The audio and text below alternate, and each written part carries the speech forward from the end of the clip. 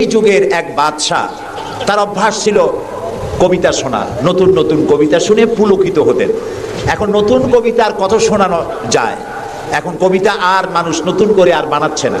ফলে রাজা তার মন্ত্রীদেরকে ডেকে বলল যে বাজারে শোহরাত করে দাও, যে ব্যক্তি নতুন কবিতা রাজাকে শোনাতে পারবে তাকে 10 সহস্র মুদ্রা পুরস্কার দেওয়া হবে। মন্ত্রীরা বলল এটা তো সর্বনাশ হবে, এই নতুন কবিতা লোকেরা বানায় আনবে আর আপনি 10 সহস্র করে মুদ্রা দিয়ে দিয়ে রাজভান্ডার তো শেষ হয়ে যাবে। রাজা বলল না, আমার বুদ্ধি আমার কাছে, তোমরা শুধু এইভাবে ঘোষণাটা দিয়ে দাও আর 3টা লোক দাও আমাকে, একবার শুনলে মুখস্থ হয় এরকম একজন দাও, 2বার শুনলে মুখস্থ এরকম আরেকজন দাও, 3বার শুনলে মুখস্থ এরকম আরেকজন দাও। স্মৃতিশক্তি সম্পন্ন এরকম 3 জন লোক পাওয়া মোটেই কষ্ট হলো না। বাজারে শোহরাত করে দেওয়া হলো। নতুন নতুন নতুন নতুন কবিতা তৈরি করে কবিরা আসতে লাগলো, দিচ্ছে। আপনারা থামেন না, আমি তো বলে দিয়েছি। ফ্যান সরাই দেন পিছনের দিকে, পিছনে লাগাই দেন আমার পিছনে।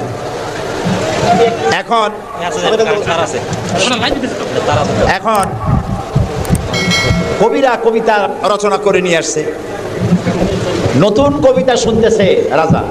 কবিতা শুনে শখ মিটাইয়া রাজা বলছে এটা কি একটা নতুন কবিতা হলো কবি? এটা তো আমি জানি। কবি কয়েছেন আপনি জানবেন কি, এগুলো তো আমি তৈরি করেছি, কত হোমওয়ার্ক করে রাত জাগা কষ্ট করে এটা তৈরি করেছি, আর আপনি বলছেন আমি জানি। বাদশা বলছে শুধু আমি না, তোমার বিশ্বাস হয় না? এই যে আমার পাশে যেসব পারিষদের লোকেরা যারা বসে আছে ওরাও জানে। কবি চ্যালেঞ্জ করলো অসম্ভব, আমি সারা রাত জেগে জেগে কষ্ট করে রুদ্ধদ্বার কক্ষে বসে বসে কবিতা রচনা করেছি, কারো জানার কথা না। তোমার বিশ্বাস হয় না? ওই যে একবার শুনলে যার মুখস্থ হয় তার বললো তুমি শোনাও তো, সে দাঁড়ায় শোনাই দিল। 2বার শুনলে যার মুখস্থ হয় তার তো 2বার শোনা হয়ে গেছে, বললো তুমি শোনাও, সেও শোনাই দিল। 3বার শুনলে যার মুখস্থ হয় তার তো 3বার শোনা হয়েছে, বললো তুমি শোনাও তো, সেও শোনাই দিল। কবি বেচারা বেকুব হয়ে হারিয়ে গেল। এরকম কবিদের কাছ থেকে নতুন নতুন কবিতা শুনে শখ মেটাতে মেটাতে এক চালাক কবি অবস্থাটা বুঝে ফেলেছে। সে বুঝে এক কবিতা তৈরি করে এনেছে, এনে বলছে জাহাপানা আমি এক কবিতা এনেছি। বললো না যে নতুন কবিতা এনেছি, কবিতা এনেছি। বাদশা বলল শোনাও। কবি কবিতা শোনালেন। তার কবিতার অর্থ ছিল এরকম যে হে রাজা, আপনার পিতা আর আমার পিতার সাথে ছিল গভীর বন্ধুত্ব।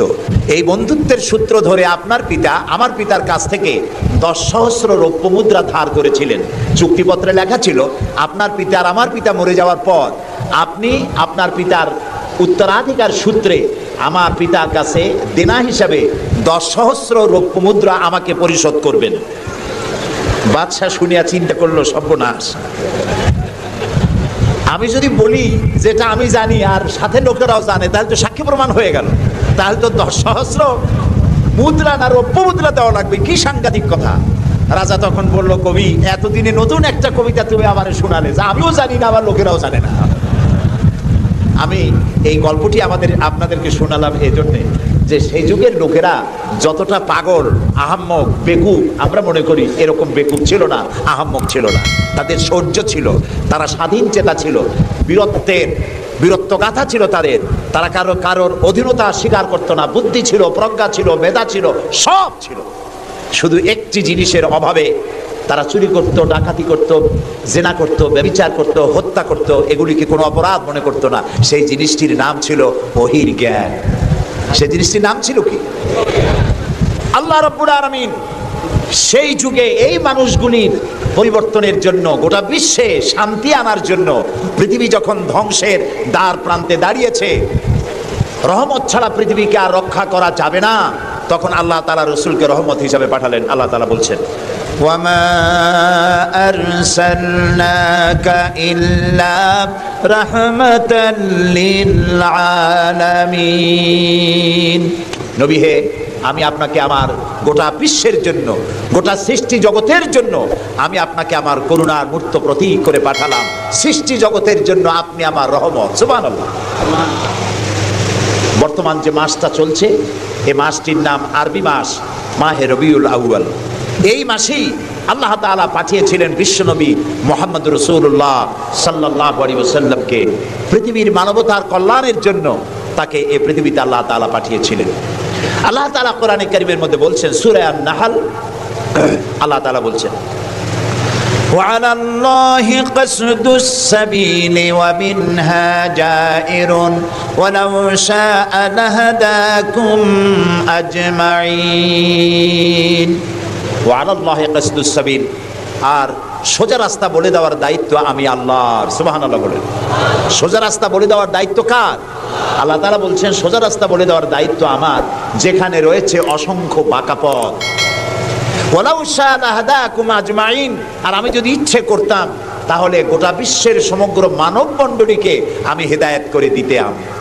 এখানে প্রশ্ন ওঠে, তাহলে তিনি হেদায়েত করলেন না কেন? এই যে পৃথিবীতে নানামুখী মানুষ, কেউ আল্লাহ মানে কেউ মানে না, কেউ নামাজ পড়ে কেউ পড়ে না, কেউ মদ খায় জেনা করে, এই যে নানামুখী নানা চরিত্রের মানুষ, আল্লাহ বলছেন আমি হেদায়েত ইচ্ছে করলে সবাইকে করে দিতে পারতাম, তাহলে তিনি করলেন না কেন? এর কারণ হচ্ছে আল্লাহ তাআলা মানুষকে করেছেন সব থেকে শ্রেষ্ঠ সৃষ্টি। সৃষ্টির সেরা কারা? জোরে বলেন। আচ্ছা, সৃষ্টির সেরাই মানুষ হলো কি করে? মানুষ কি পাখির মতো উড়তে পারে? মানুষ কি চিতাবাঘের মতো দৌড়াতে পারে? মানুষ কি মাছের মতো সাঁতরাতে পারে?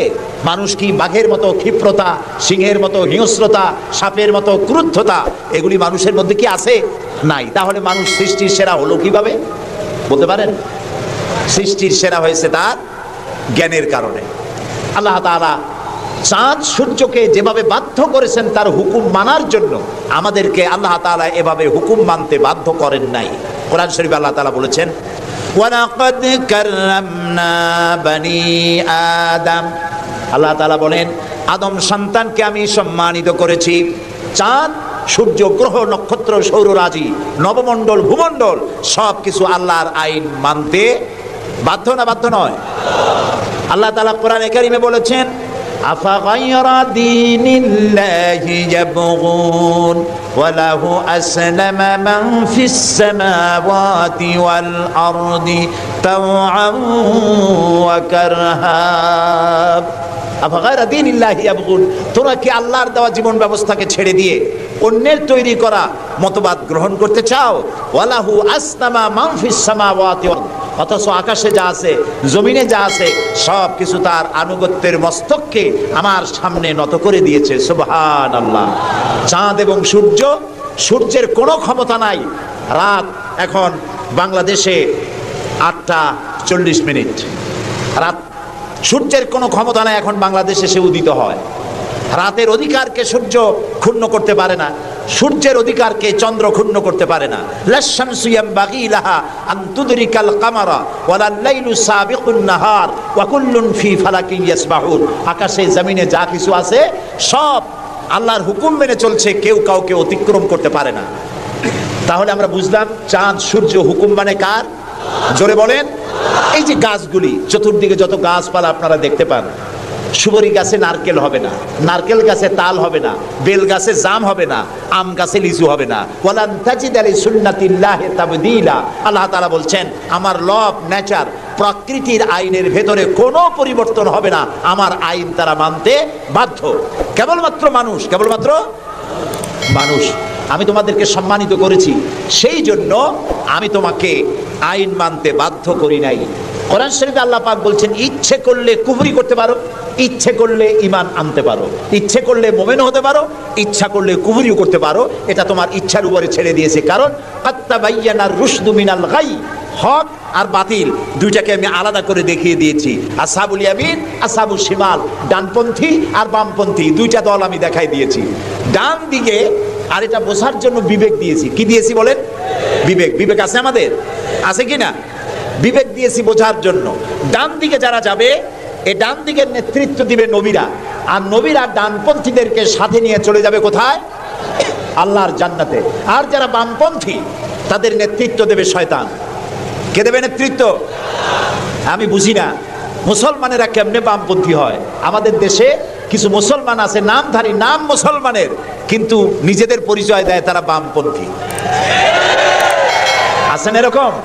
এই সমস্ত বামপন্থীদের নেতৃত্ব দিবে শয়তান, আর এদেরকে নিয়ে শয়তান তাদেরকে নিয়ে যাবে কোথায়?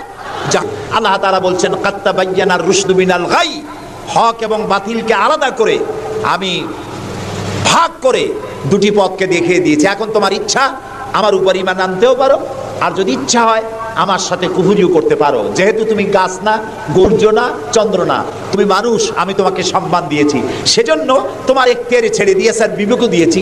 এই বিবেক দিয়ে তুমি বুঝতে পারবা পথ কোনটা। আল্লাহ বলছেন আমার দায়িত্ব হলো ওয়া আলাল্লাহি কাসদুস সাবিল, সোজা রাস্তা বলে দেওয়ার দায়িত্ব আমার। সুবহানাল্লাহ, আমি বলে দিয়েছি সোজা রাস্তা কোনটি।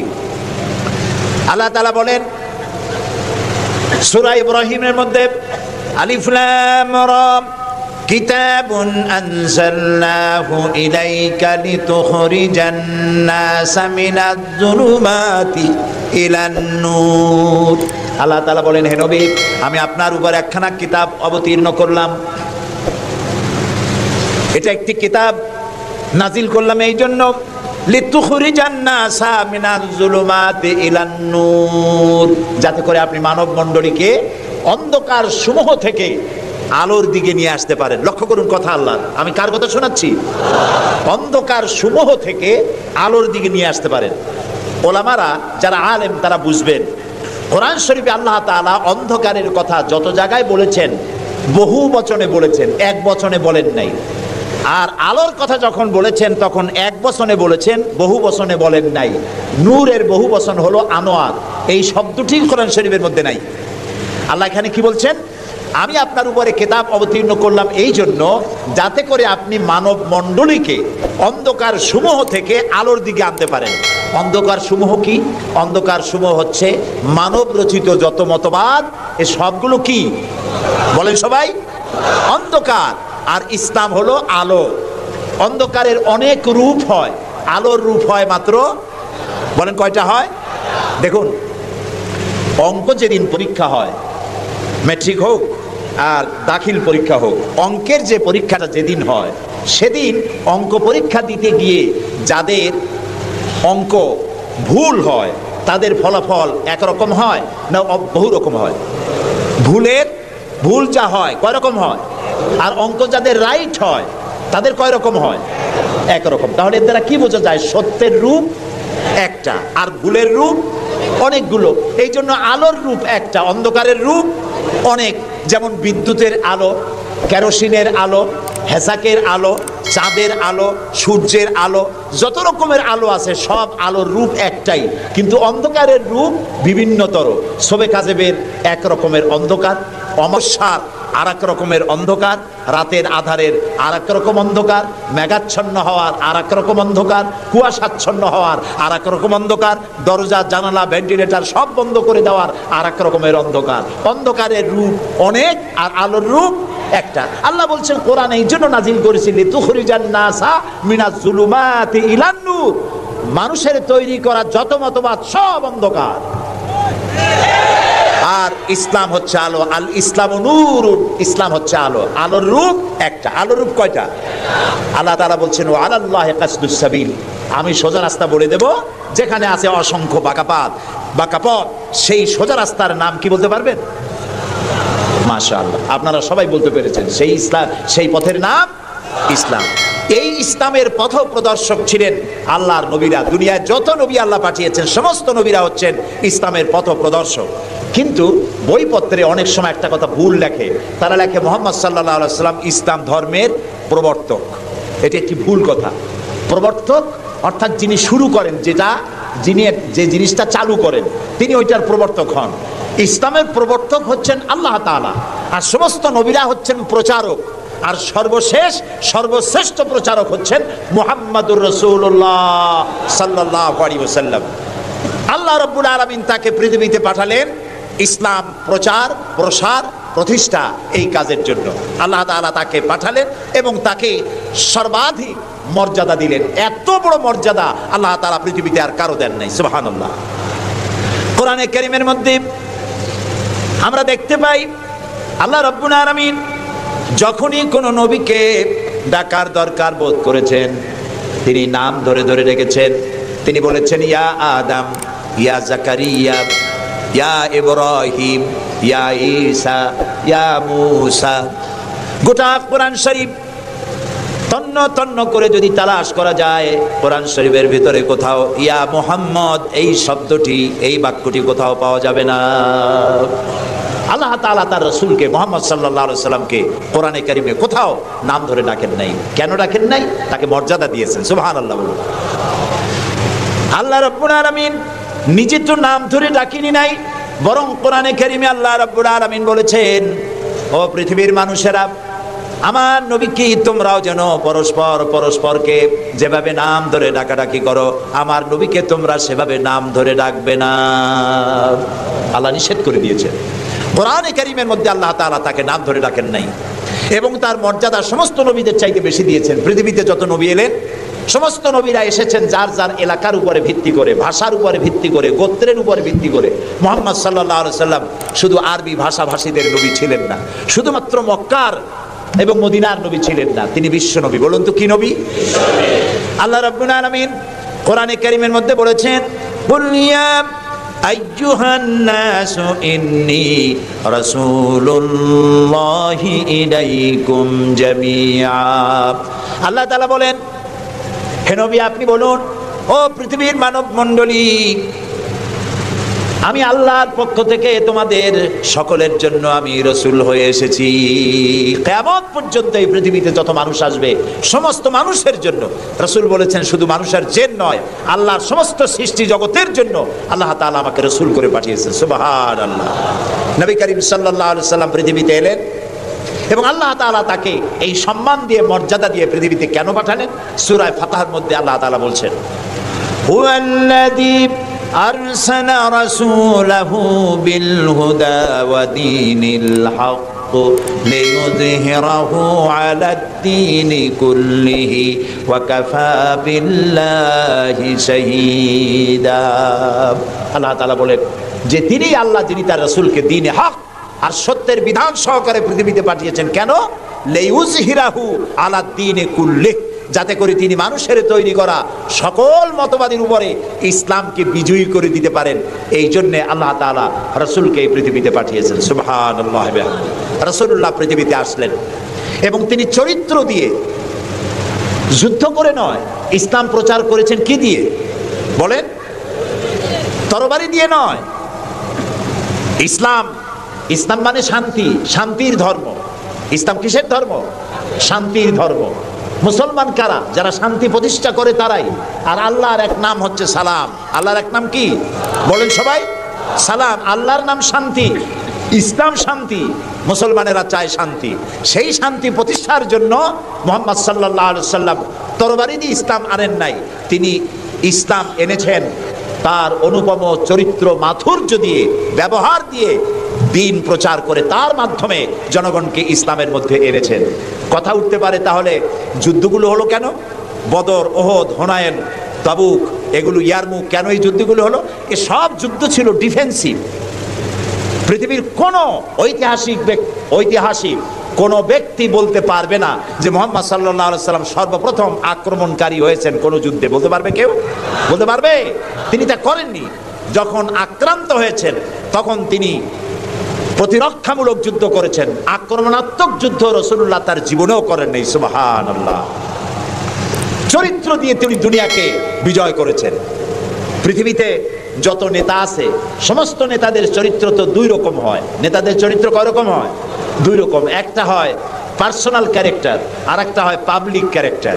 একটা হয় জনগণকে দেখানোর, আর একটা হয় ব্যক্তিগত। রাসূলুল্লাহর চরিত্র এরকম দুই রকম ছিল না। একটু মাথা খাটায় চিন্তা করেন, পৃথিবীতে কোন নেতা আছেন যিনি জনগণের সামনে দাঁড়িয়ে বলতে পারবেন আমি ছাত্র জীবনে যা করেছি, যৌবনে যা করেছি, রাজনৈতিক নেতা হিসাবে গোপনে গোপনে যা করি, এসব কথাগুলি মানুষের কাছে, আমার দলের কাছে, দেশবাসীর কাছে খুলে বলে দাও, এরকম বলতে পারবে কেউ? একজনও পারবে না। যদি বলে তাহলে সব সর্বনাশ। এই পৃথিবীতে একমাত্র নেতা জনাবে মুহাম্মদুর রাসূলুল্লাহ সাল্লাল্লাহু আলাইহি ওয়াসাল্লাম। তিনি বলেছেন, ও আমার সাহাবীরা, ও আমার স্ত্রীরা, দিনের আলোতে আর রাতের আধারে আমার ভিতরে তোমরা যে আচরণ আমার দেখতে পাও, আমার ওঠা বসা, আমার চলাফেরা, আমার আচার আচরণ, যা কিছু আমার ভিতরে দেখতে পাও সবগুলি খুলে খুলে মানুষের সামনে বলে দাও। সুবহানাল্লাহ। রাসূলুল্লাহর চরিত্রের সার্টিফিকেট, তার আখলাক কেমন, এটা জানার জন্য হযরত আয়েশার কাছে কয়েকজন সাহাবী প্রশ্ন করেছিলেন, মা, রাসূলুল্লাহর কাছে বেশি সময় কাটাবার সুযোগ আপনি পান, তার ইনস অ্যান্ড আউট আপনি ভালো করে জানেন, বলুন তো তার আখলাক কেমন, তার চরিত্র কেমন? মা আয়েশা বললেন, তোমরা কি কোরআন পড়েছো? বললেন, হ্যাঁ কোরআন পড়েছি। কোরআন কি বোঝো? হ্যাঁ কোরআন বুঝি। হযরত আয়েশা বলেন, কোরআন যদি পড়ে থাকো, কোরআন যদি বুঝে থাকো, রাসূলের চরিত্র আমার কাছে জানার কোনো দরকার নাই। যেটা কোরআন তোমরা পড়েছো, কোরআনের বাস্তব নমুনা যদি দেখতে চাও, আল্লাহর নবীর দিকে তাকায়া দেখো। তার চরিত্র হলো কোরআন। রাসূলুল্লাহর চরিত্র কি? কোরআন। রাসূলুল্লাহর নবুয়তের 23 বছরের জীবনে যা আছে, 30 পারা কোরআনে তাই আছে। 30 পারা কোরআনে যা আছে, রাসূলুল্লাহর 23 বছরের নবুয়তের জীবনে তাই আছে। বড় করে বলেন সুবহানাল্লাহ। এই ছিল রাসূলের জীবন। তার চরিত্র সম্পর্কে আল্লাহ তাআলা বলছেন, ওয়া ইন্নাকা লাআলা খুলুকিন আযীম। হে নবী, আপনি উন্নত চরিত্রের উপরে প্রতিষ্ঠিত। আল্লাহ বলতেছেন। কে বলতেছেন? আল্লাহ বলতেছেন আপনি উন্নত চরিত্রের উপরে প্রতিষ্ঠিত। সুবহানাল্লাহ। এবং আমাদেরকে বলা হচ্ছে, আমাদেরকে কাদেরকে? সারা দুনিয়ার মুসলমানদেরকে বলা হচ্ছে, লাকাদ কানা লাকুম ফি রাসূলিল্লাহি উসওয়াতুন হাসানা, গ্রহণযোগ্য মহত্তম আদর্শ তোমাদের জন্য আদর্শ রয়েছে তোমাদের রাসূলের মধ্যে। আমরা উল্টা কাজ করি। আমরা ইসলামরে চিনি পীর সাহেবরে দিয়া, মৌলানা সাহেবরে দিয়া, হুজুররে দিয়া ইসলাম বুঝতে চেষ্টা করি। এটা উল্টা কাম। আসলে ইসলাম দিয়া, কোরআন দিয়া, হাদিস দিয়া পীর সাহেবকে যাচাই করা উচিত, কোরআন হাদিস মতো উনি আছেন কিনা।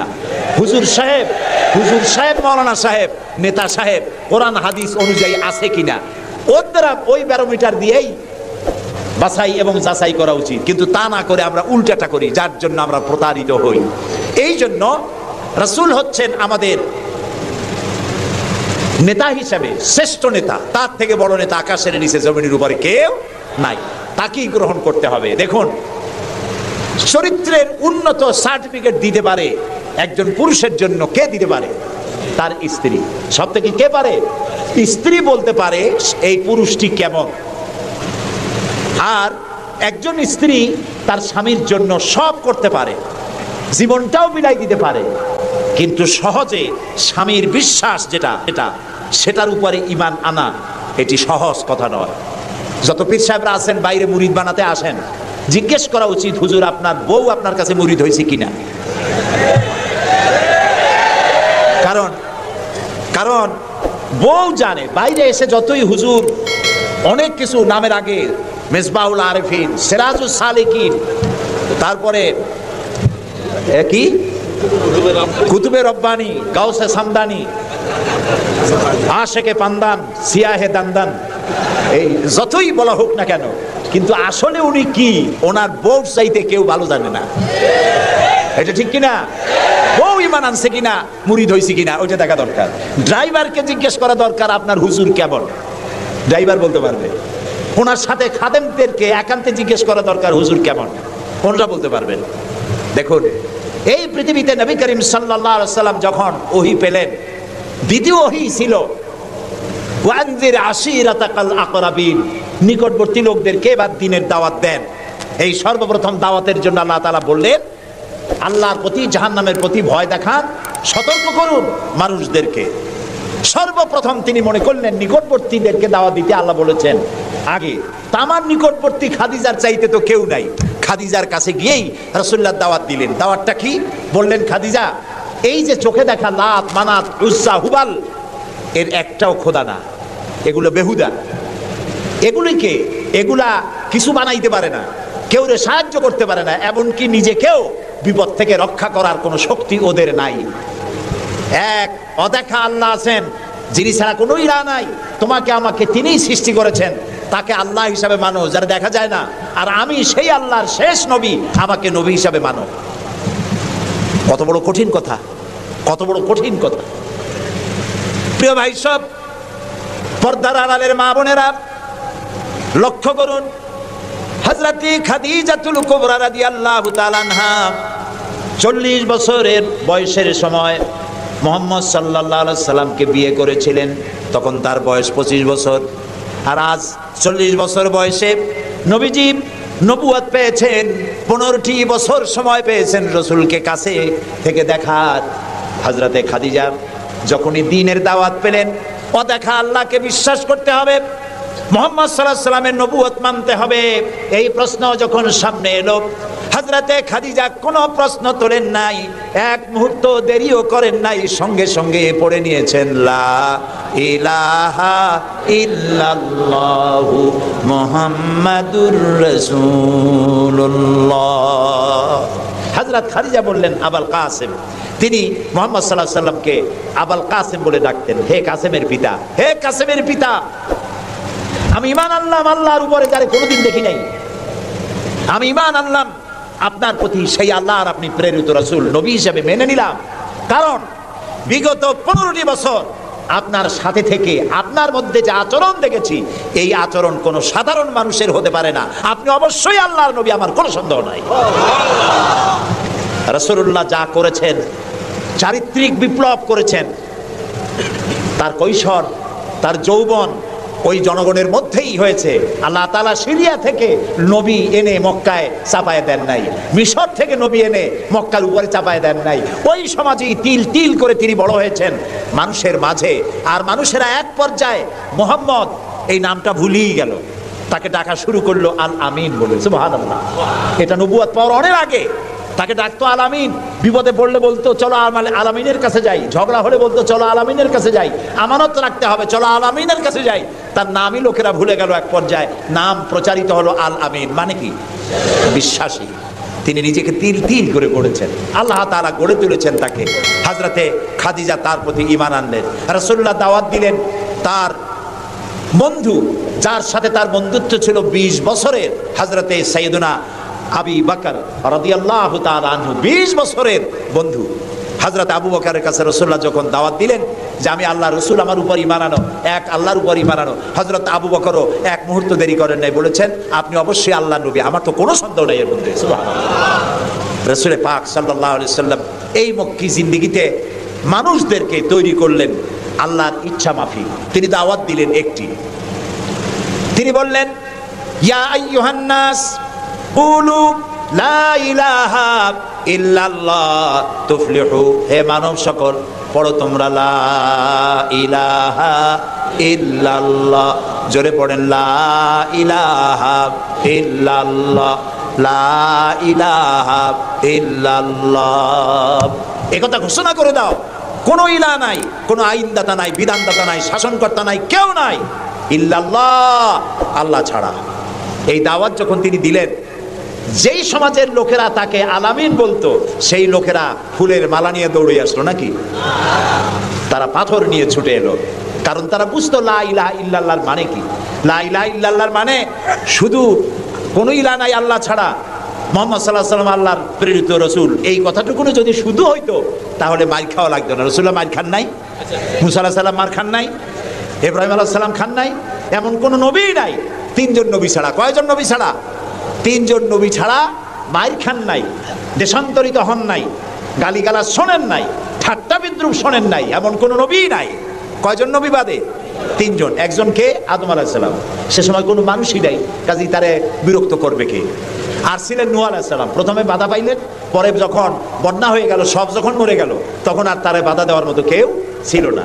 আর একজন ছিলেন হযরত সুলাইমান আলাইহিস সালাম।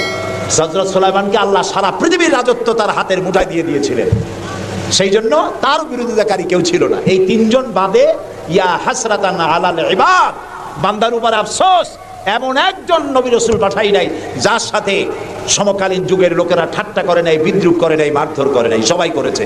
কারণটা কি? কারণ কি? কারণ হলো লা ইলাহা ইল্লাল্লাহর মতো বিপ্লবাত্মক রিভলিউশন সৃষ্টিকারী কথা আকাশের নিচে জমিনের উপরে আর নাই। মানে কি? মানে হচ্ছে লা ইলাহা, কোন ইলাহা নাই, কোন আইনদাতা নাই, কোন বিধানদাতা নাই, কোন শাসনকর্তা নাই, কোন হায়াত আর মওতের মালিক কেউ নাই ইল্লাল্লাহ, আল্লাহ ছাড়া। এটি বিপ্লব সৃষ্টিকারী কথা। এই কথা যখন হযরত মুসা আলাইহিস সালাম বলেছিলেন ফেরাউনের সামনে, ফেরাউন তখন বলল মা আলিমতু লাকুম মিন ইলাহিন গায়রি, আমি তো জানি না যে আমি ছাড়া আরো কোনো ইলাহ আছে, তুমি এক নতুন দাওয়াত নিয়ে আসছো। আনা রাব্বুকুমুল আলা, আমি তো বড় খোদা, আমি তো বড় ইলা। আমি এই গত 6 তারিখে মিশর সফর করেছিলাম, আমার জীবনের প্রথম এই মিশর সফর। উদ্দেশ্য ছিল মুসা আলাইহিস সালামের দেশ দেখা, ফেরাউনের দেশ দেখা। সেখানে ফেরাউনকেও অবশেষে দেখে এলাম। ফেরাউন মরে গেছে, কিন্তু তার দেহটাকে আল্লাহ তাআলা রেখে দিয়েছেন। আল্লাহ তাআলা তারে বলেছিলেন যে জায়গায়, যে দরিয়ায় তাকে ডুবানো হয়েছে, সেই বাহার, সেই সমুদ্রও দেখে এসেছি। যেখানে আল্লাহ তাআলা মুসা আলাইহিস সালামের সঙ্গে কথা বলেছেন, সেই জায়গাও যাওয়ার তৌফিক আল্লাহ তাআলা দিয়েছেন, সেই জায়গাও দেখে আসছি। ফেরাউন, তাকে দেখার জন্য মিউজিয়ামের মধ্যে ঢুকলাম। 40 পাউন্ড মিশরীয় মুদ্রা, 40 পাউন্ড লাগলো। এরপরে ওর লাশ দেখার জন্য আরো 70 পাউন্ড লাগবে। পয়সা খরচ করে এই শয়তানটারে দেখতে গেলাম। কারণ আল্লাহ তাআলা বলেছেন, কুল সিরু ফিল আরদ ফানজুরু কাইফা কানা আকিবাতুল মুকাজ্জিবিন। ঘুরে বেড়াও, আমার পৃথিবী ভ্রমণ করো। আল্লাহ তাআলা বলছেন, আমার পৃথিবী ভ্রমণ করো আর দেখো মহাসত্যের অস্বীকারীদের আমি কি পরিণতি করেছি, দেখে আসো। সুবহানাল্লাহ। আমি গিয়ে দেখলাম মিস্টার ফেরাউন শুয়ে আছে, গ্লাসের বক্সের মধ্যে কাপড় দিয়ে জড়ানো, গর্দানটা এরকম চিকন, এতটা লম্বা গর্দান, মুখের মধ্যে দাঁত একটা আছে, হাত এবং পা, হাত পা বের করা, তাতে কিছু নখ টক আছে এবং মাথায় কিছু চুলও আছে। কয়েক হাজার বছর আগের লাশ। সে যখন ডুবতে ছিল তখন বলতেছিল, আমান্তু না না হ্যাঁ আমান্তু কামা আমানাত বিহি বানু ইসরাইল। আমি ঈমান আনলাম বনি ইসরাইলরা যার উপর ঈমান আনছে, আল্লাহর উপর ঈমান আনছে এটা কিন্তু বললো না। বনি ইসরাইলরা যার উপরে ঈমান এনেছে তার উপরে ঈমান আনলাম। ওয়া আনা মিনাল মুসলিমিন। আল্লাহ, আমি তো একজন মুসলমান, আমার আবারও সুবাও কেন? আল্লাহ তাআলা বললেন, আল আন, এখন, ওয়াকাদ আসাইতা কাবলু ওয়া কুনতা মিনাল মুফসিদিন। অথচ তুমি বিদ্রোহ ঘোষণা করেছো আর তুমি সবথেকে বড় সন্ত্রাসী। ও বলছে আনা মিনাল মুসলিমিন, ও বলছে আনা মিনাল মুসলিমিন, আমি তো মুসলমানদের একজন। আল্লাহ কয় ওয়া কুনতা মিনাল মুফসিদিন, তুই তো সন্ত্রাসী, বিপর্যয় সৃষ্টিকারী। আমি তোরে আর শুধু মারবই না, কে বলতেছেন? আমি তোরে শুধু মারবই না, আল ইয়াউমা নুনাজ্জিকা বিবাদানিক, আমি তোর দেহটাকে রক্ষা করব। পানিতে তুই পচবি না, মাটিতে পচবি না, পোকায় মাকড়ে তোরে খাবে না। আমি তোরে শুটকি বানায় রাখবো কিয়ামত পর্যন্ত। এই জন্য শুটকি বানায় রাখবো, পৃথিবীতে যত ফেরাউন তোর মতো পৃথিবীতে আসবে, তোরে দেখে যেন শিক্ষা গ্রহণ করতে পারে। আল্লাহ তাআলা ওরে শুটকি বানায় রাখছে। তারপরে দেখলাম বহায়রা কারুন অস্বীকার করেছিল মুসা আলাইহিস সালামকে। তার বিশাল সম্পদ, 55,000 একর জমির উপরে ছিল তার বাড়িঘর আর সম্পদ, আহরিত সম্পদ। তার সিন্ধুকের চাবিগুলি বহন করত শত শত উটে। এখন চিন্তা করেন কত সম্পদের মালিক। মুসা আলাইহিস সালাম যখন তার কাছে যাকাতের দাবি করলেন, ঈমানের দাবি করলেন, তখন মুসা আলাইহিস সালামের উপরে বহতান, তাকে লাঞ্ছিত করলো, তাকে দুর্নাম অপবাদ দিল। মুসা আলাইহিস সালাম আল্লাহর কাছে গজব চাইলেন, আল্লাহ তাআলা তারে গজব দিলেন। 55,000 একর সম্পত্তি, বাড়িঘর, আর সে নিজে শুদ্ধ মাটির নিচে আল্লাহ খরচ করে দিলেন। এখন বিরাট হ্রদে পরিণত হয়ে গেছে। তারপরে যখন আমি দাঁড়ালাম, দেখতে পেলাম সমুদ্রের মতো কোনো কুল কিনারা নাই, কোনো কুল কিনারা নাই। তার সম্পদ শুদ্ধ আল্লাহ তাআলা রেখেছেন। আল্লাহ তাআলা বলছেন, পৃথিবী ঘোরো আর দেখো মহাসত্যের অস্বীকারীদেরকে কি ধরনের শাস্তি দিয়েছি, দেখে আসো। সুবহানাল্লাহ। এই ফেরাউনের কাছে যখন মুসা আলাইহিস সালাম বললেন, ঈমান আনো আমার উপরে, আল্লাহর উপর ঈমান আনো, সে কয় মা আলিমতু লাকুম মিন ইলাহিন গায়রি, আমি তো জানি না আমি ছাড়া আরো কোন ইলাহ আছে, আমি তো ইলাহ।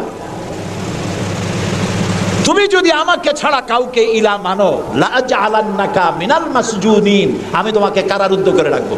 মুসা আলাইহিস সালাম কয়, তুই কারে জেলের ভয় দেখাও? আমি তো আল্লাহর পয়গম্বর, আমি তো তোমার জেলের পরোয়া করি না। সুবহানাল্লাহ ওয়া বিহামদিহি। মুসা আলাইহিস সালামকে কে পাঠাইছে ফেরাউনের কাছে? কে পাঠাইছেন? আল্লাহ তাআলা নিজে পাঠাইছেন। আল্লাহ তাআলা বলছেন, হে মুসা, আমি তোমাকে আমার জন্য বানাইছি। সুবহানাল্লাহ। ওয়া নাখতারতুকা ফাসতামি' লিমা ইউহা। এখন শোনো আমি তোমারে কি বলি। ইযহাব ইলা ফিরআউনা ইন্নাহু তাগা। ফেরাউনের কাছে যাও, সে সীমা লঙ্ঘন করেছে, তার কাছে দিনের দাওয়াত দাও। মুসা আলাইহিস সালাম বলেন, আল্লাহ আমি তো কথা বলতে গিয়ে একটু তোতলা ভাব, আমি তো কথা ভালো করে বলতে পারি না। রব্বিশ রাহলি সদরি ওয়া ইয়াসসিরলি আমরি ওয়াহলুল উকদাতাম মিন লিসানি ইয়াফকাহু কাওলি। আল্লাহ তাআলা আমার সিনাটারে খুলে দাও, আমার বক্তব্যকে স্পষ্ট করে দাও, আমি যা বলি তা যেন মানুষ বোঝে সুযোগ করে দাও। হারুন আখিসদুদ বিহি আজরি ওয়া আশরিকহু ফি আমরি, আর আমার ভাই হারুনকে আমার সহযোগী করে দাও। সুবহানাল্লাহ বিহামদিহি। তিনি আল্লাহর দাওয়াত দিলেন। এই দাওয়াত দিতে গিয়ে হযরত মুসা আক্রান্ত হয়েছেন, ইব্রাহিম আলাইহিস সালাম আক্রান্ত হয়েছেন, নবী করিম সাল্লাল্লাহু আলাইহি সাল্লাম আক্রান্ত হয়েছেন। আবু জাহেল, আবু লাহাব, উতবা, শাইবা, মুগীরা সবাই মিলে বলেছে আবু তালেবের কাছে মুহাম্মদ সাল্লাল্লাহু আলাইহি সাল্লামকে বলুন যেন লা ইলাহা ইল্লাল্লাহর দাওয়াতটা না দেয়। এই দাওয়াতটা যদি না দেয়, যত বড় সুন্দরী মেয়ে উনি পছন্দ করবেন তার সাথে বিয়ে দিয়ে দেব। টাকা চাই, সোনা চাই, সব দেব। নেতৃত্ব চাই, তাও দেব। আল্লাহর নবীর কাছে এই প্রস্তাব যখন এলো, নবীজি বললেন, আমার চাচা আপনি ওদেরকে শোনায় দেন। ওদের পক্ষে যেটা দেওয়া সম্ভব সেটা তো দেওয়া দূরের কথা, যেটা দেওয়া সম্ভব নয় তাও যদি আর আমাকে দিতে পারে, আকাশের সূর্যটা এনে যদি আমার ডান হাতে উঠায় দেয়, আর আকাশের পূর্ণিমার চাঁদটা যদি আমার বাম হাতে উঠায় দেয়, এর বিনিময়ে আমি মুহাম্মদ রাসূলুল্লাহ সাল্লাল্লাহু আলাইহি ওয়াসাল্লাম এক মুহূর্তের জন্য তাওহীদের দাওয়াতকে বন্ধ করে দেব না। নবী করিম সাল্লাল্লাহু আলাইহি ওয়াসাল্লাম মক্কি জিন্দেগিতে মানুষের কাছে কালেমার দাওয়াত পৌঁছালেন। আর মূল লক্ষ্য হচ্ছে পৃথিবী কার, বলেন পৃথিবী কার? আইন চলবে কার? আল্লাহর। সেই আইন প্রতিষ্ঠা করার জন্য একা একা করা যাবে না, একটা জনগোষ্ঠী তৈরি করা দরকার, একটা দক্ষ জনশক্তি তৈরি করা দরকার, যারা দেশ পরিচালনায় যোগ্য। এরকম লোক রাসূলুল্লাহ মক্কির জীবনে 13 বছরে দক্ষ একটা জনগোষ্ঠী তৈরি করে ফেললেন। সুবহানাল্লাহ। দেখছেন দক্ষ কারে কয়? আবু বকর, ওমর, ওসমান, আলী, খাব্বাব, খুবাইব, আমের, তালহা, জুবাইর, আবু উবাইদা ইবনুল জাররাহ রিদওয়ানুল্লাহি তাআলা আলাইহিম আজমাইন। এই সব লোক তৈরি হয়ে গেল। সুবহানাল্লাহ। এই সব লোক তৈরি হয়ে যাওয়ার পর যে উদ্দেশ্যে রাসূলকে পাঠানো হয়েছিল সেই উদ্দেশ্য এখন কার্যকরী হচ্ছে। আমরা তো উল্টোপাল্টা কাম করি। 12ই রবিউল আউয়াল আসলেই পতাকা দিয়ে রাজধানী সাজাই। 12ই রবিউল আউয়াল আসলেই বিরাট একটা মিছিল, কোন একজন লোককে সামনে রাখা, তারপর একটা মিছিল শুরু হয়ে গেল। তোমপে লাখো সালাম, কতগুলা পতাকা নিয়ে লাখো সালাম দিলাম, হাজার হাজার গাড়ি নিলাম, লোকজন নিলাম। এরপরে এক জায়গায় বসে নবী সালাম আলাইকা, ইয়া রাসূল সালাম আলাইকা, গরম গরম জিলাপি। রবিউল আউয়াল শেষ, রাসূলুল্লাহর মহব্বতও শেষ। বিশ্বাস করুন, এই সমস্ত জিনিস দিয়ে মূল টার্গেট থেকে মুসলমানদেরকে সরিয়ে দেওয়া হচ্ছে। আপনারা আমাকে জবাব দেন, যারা এই সব কাজ করে তারা বলে রাসূলুল্লাহর ভালোবাসায় করি। আপনি কি পারবেন রাসূলুল্লাহর লাখো সাহাবীদের মধ্যে একজন সাহাবীও রাসূলুল্লাহকে যে ভালোবাসা দিয়েছেন, পৃথিবীর সব মুসলমান একত্রিত হয়ে অতটা ভালোবাসা কেউ কি দিতে পারবে? পারবে? এবার বলেন, সাহাবীরা এরকম কোন মিছিল করেছেন রাসূলুল্লাহর জন্মদিনে? তার জন্মদিবস পালন করেছেন? করেন নাই। যেটা হাদিসে নাই আমরা তা করতে পারি না। যে মিলাদ এখন পড়া হয়, যে সিস্টেমে পড়ানো হয়, একত্রিত হয়ে নবী সালাম আলাইকা, রাসূল সালাম আলাইকা, সাহাবীরা এরকম করেন নাই, তাবিঈনরা করেন নাই, তাবিঈনরা করেন নাই। মিলাদের এই সিস্টেম চালু হয়েছে রাসূলের ইন্তেকালের অন্তত 600 বছর পর। ফাইনা তাযহাবুন, কোথায় চলছি আমরা? রাসূলের মূল অনুষ্ঠান ছেড়ে দিয়ে, মূল কাজ ছেড়ে দিয়ে ভিন্ন পথে প্রবাহিত হচ্ছি। আমাদেরকে বিভিন্ন শব্দের মার প্যাচে সিরাতুন নবী করব না মিলাদুন নবী করব, মিলাদ পড়বো তো দাঁড়ায় পড়বো না বসে পড়বো, এই সমস্ত চক্করের মধ্যে ফালাই দিয়া টার্গেটে যাওয়ার পথের থেকে আমাদেরকে বাধাগ্রস্ত করা হচ্ছে। প্রিয় ভাই সব, নবী করিম সাল্লাল্লাহু আলাইহি ওয়াসাল্লাম জনশক্তি তৈরি করে ফেললেন, একটা রাষ্ট্র চালাবার মতো লোক তৈরি হয়ে গেল। আপনি যদি এই যে আর্মি ট্রেনিং হয়, শীতকালীন মহড়া হয়, আর্মি ট্রেনিং হয় কেন? এত পয়সা দিয়ে আর্মি টিকায় রাখা হয় কি জন্য? কি জন্য? দেশ রক্ষার জন্য। আমরা তো সবাই দেশপ্রেমী, আমরা দেশ রক্ষা করতে তো আমরাই পারি। আর্মিদেরকে এত পয়সা খরচ করে করানো হচ্ছে কেন? এই জন্য করানো হচ্ছে, যখন যুদ্ধ বাঁধবে তখন আপনি অস্ত্র চালাইতে পারবেন না। অস্ত্র চালাবার মতো যোগ্যতা সম্পন্ন লোক গভর্নমেন্ট তৈরি করে, প্রতিরক্ষা বাহিনী তৈরি করে, যাতে করে কোনো দেশ আমার স্বাধীন ভূমির উপরে আঘাত করতে না পারে। সেই জন্য এখন এটাকে পরিচালনার জন্য ট্রেনিং দেওয়া হয়। মুসলমানদেরকে আল্লাহ তাআলা কোরআনের মাধ্যমে, ইসলামের মাধ্যমে, হাদিসের মাধ্যমে তাদেরকে ট্রেনিং দেওয়া হয়। জমিন আল্লাহর, আইন চলবে আল্লাহ। আইনের ইমপ্লিমেন্টের জন্য, সে আইন প্রয়োগ করার জন্য দক্ষ যোগ্য জনশক্তি প্রয়োজন। রাসূলুল্লাহ নিজের সোহবত দিয়ে ধন্য করেছেন সাহাবায়ে কেরামদেরকে, তাদেরকে তৈরি করতে সক্ষম হয়েছেন। 13 বছর চলে যাওয়ার পর আল্লাহ পাক তাকে হিজরত করার অর্ডার করলেন। এবার রাসূলুল্লাহ মদিনায় চলে আসলেন। মদিনায় এসে ইসলামী রাষ্ট্রের ঘোষণা দিলেন। সুবহানাল্লাহ বলেন। এবার রাসূলুল্লাহ প্রেসিডেন্ট, এবার রাসূলুল্লাহ কি প্রেসিডেন্ট, রাষ্ট্রপতি। আর তার সংবিধান হলো কোরআন। সংবিধান কি? কোরআন। কোরআনের আইন চালু করে দিলেন। তিনি রাষ্ট্রপ্রধান হলেন। সমাজ থেকে চুরি, ডাকাতি, জিনা, ব্যভিচার, হত্যা, ধর্ষণ সব দূরীভূত হয়ে গেল। আজ মানুষ দরজা খুলে ঘুমাবার সুযোগ পেয়ে গেল। নবী করিম সাল্লাল্লাহু আলাইহি ওয়াসাল্লাম ঘোষণা করলেন, খায়রুল কুরুনি কারনি, সর্বশ্রেষ্ঠ যুগ হলো আমার যুগ। রাসূলের যুগ হলো শ্রেষ্ঠ যুগ।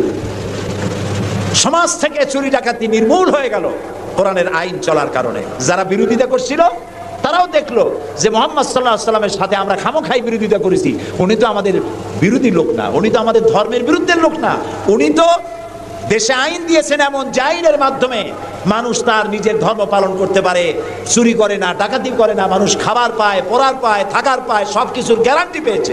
আল্লাহ তাআলা তখন একটি সূরা নাজিল করলেন।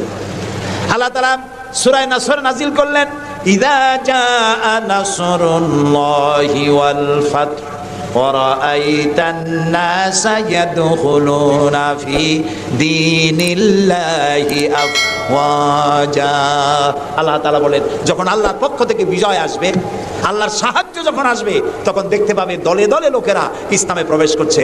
রাসূলুল্লাহর ইন্তেকালের সময় দেখা গেল আশেপাশে যত গোত্রে ছিল, এলাকা ছিল, সব পড়ে ফেলেছে লা ইলাহা ইল্লাল্লাহু মুহাম্মাদুর রাসূলুল্লাহ। কাফের বলতে আর কেউ ছিল না। শান্তি পেল, নিরাপত্তা পেল। ইসলাম শান্তি এবং নিরাপত্তা। এই শান্তি এবং নিরাপত্তার পথে মানুষ যাতে আর না আসতে পারে, সেই জন্য আজকের পৃথিবীর বৃহৎ শক্তি লেগেছে ইসলামকে ধ্বংস করার জন্য। আজ আমাদেরকে বলা হচ্ছে সন্ত্রাসী, মুসলমানদেরকে বলা হচ্ছে সন্ত্রাসী আর মৌলবাদ। আপনারা বলেন বাংলাদেশের মতো এত শান্তি আর কোথায় আছে বলেন? এই যে পয়লা বৈশাখ গেল, পয়লা বৈশাখী আনন্দ উদযাপন করার জন্য ঢাকা শহরে যা মানুষ নামলো, ইতিহাসে নাকি এত মানুষ কোনোদিন নামে নাই। পেটে বাচ্চা, কোলে বাচ্চা, ঘাড়ে বাচ্চা, এগুলো নিয়ে রাত 12টা 1টা পর্যন্ত রাস্তায় রাস্তায় হিন্দু মুসলমান দৌড়দৌড়ি করেছে। কোনো অশান্তি ছিল? এই প্রথমবারের মতো বাংলাদেশে গত 30 বছরের মধ্যে গত রমজানে রোজার পূজা একসাথে আসলো, ঠিক না? হিন্দুরা তাদের দুর্গা পূজা করতে পারছে? বলেন না পারছে কিনা? মুসলমানেরা রোজাও রাখতে পারছে, ওরা পূজাও করতে পেরেছে, ঠিক না ভাই? এবার বলেন, এই ফেনীতে আপনারা দুর্গা পূজার সময় কয়টা মূর্তির মাথা ভাঙছেন বলেন? ভাঙছেন? মন্দির ভেঙেছেন? কোন হিন্দু পিটাইয়া ভারতে পাঠাই দিয়েছেন? বাংলাদেশে সাম্প্রদায়িক সম্প্রীতি সব থেকে বেশি ভালো, আলহামদুলিল্লাহ।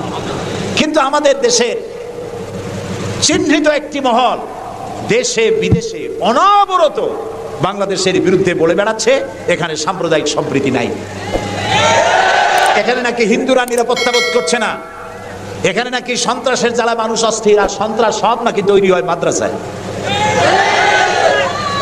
এরা মাদ্রাসা বিরোধী, মাদ্রাসা ওদের সহ্য হয় না। প্রিয় ভাই সব, এটা এই জন্য আমাদেরকে যে কথার থেকে এই পর্যন্ত এসেছি, আমাদের বলা হচ্ছে সন্ত্রাসী, মৌলবাদী। বাংলাদেশে সন্ত্রাসী এটি একটি গল্প, আন্তর্জাতিক সন্ত্রাসের সাথে বাংলাদেশের কোনো সম্পর্ক নাই, আলহামদুলিল্লাহ। আমরা আমেরিকাকে বলতে চাই, অভিশপ্ত ইহুদিরা প্রত্যেক দিন প্যালেস্টাইনি মুসলমানদেরকে হত্যা করছে, এটা কি সন্ত্রাসী তৎপরতা নয়? ইহুদিরা প্রতিদিন তাদের বুলডোজার দিয়ে ফিলিস্তিনের মুসলমানদের বাড়ি ঘর বুলডোজার দিয়ে মাটির সাথে গুড়িয়ে দিচ্ছে, এটা কি সন্ত্রাসী তৎপরতা নয়? সেই অভিশপ্ত ইহুদি জাতির প্রধানমন্ত্রী শ্যারন, তারে বুশ বলছেন তিনি নাকি শান্তির পায়রা। তা আমি বলেছি, শ্যারন যদি হয় শান্তির পায়রা, তাহলে পৃথিবীতে অশান্তির শকুনের নাম কি?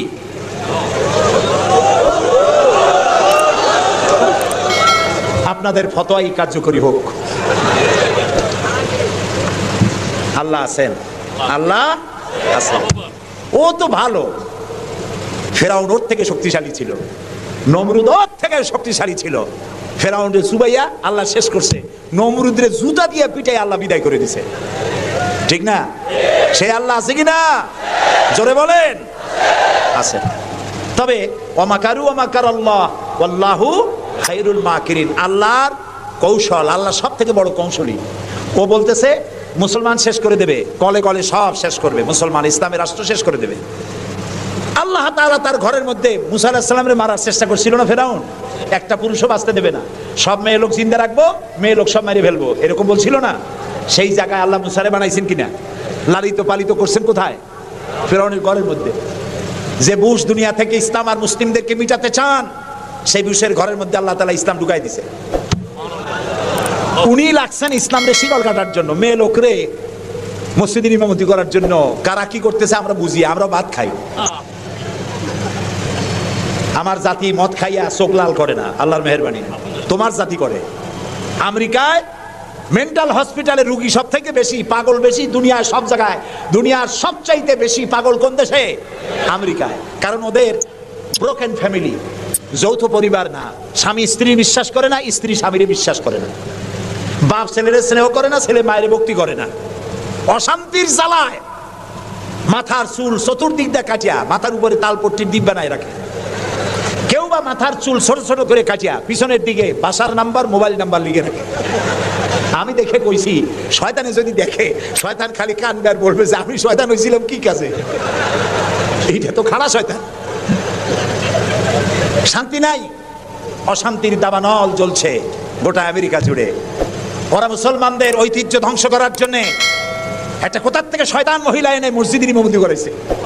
আর ওর পেছনে যারা নামাজ পড়ছে সেগুলো সব নামাজি, কোনো নামাজি না। আর যিনি ইমামতি করেছেন পত্রিকা এসেছে তার নাকি স্বামী ছাড়াই একটা বাচ্চাও হয়েছে।